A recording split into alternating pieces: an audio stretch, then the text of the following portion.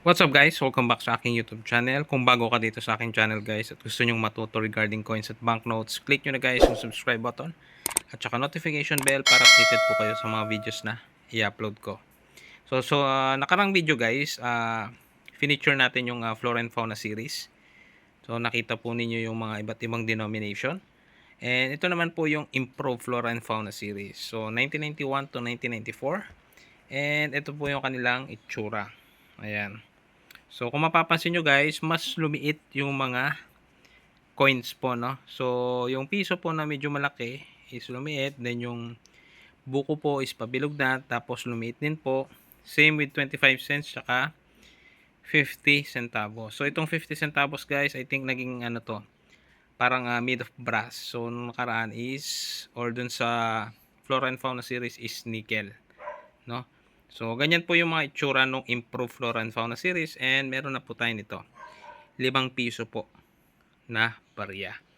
So, same with ano guys, sa mga Flora and Fauna series, mga common coins din po ito.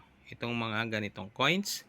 And then, gaya ng sabi ko, normally, yung kalakaran po ngayon sa mga ganitong common coins, it's either per kilo or per pieces, especially dapat mga uncirculated or brilliant uncirculated condition.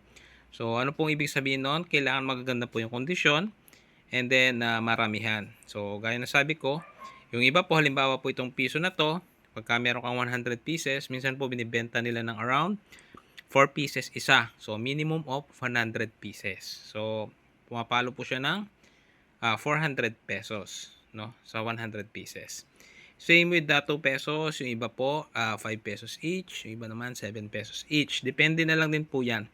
And then, syempre, depende na rin kung may willing pong bumili sa ganong presyo. So, discretion naman ng ano yan guys, so, ng seller, kung magkano niya po ibebenta. Pero, wag po kayong mag-expect, no? Baka kasi, yung iba sa inyo, nakakapanood po ng mga ibang video na itong mga ganito is mahal. So, ganun lang po talaga yung presyo niya guys. And, sa mga iba, same sa sinabi ko sa Flora and Fauna series, ginagawan po nila ng ganitong blister pack.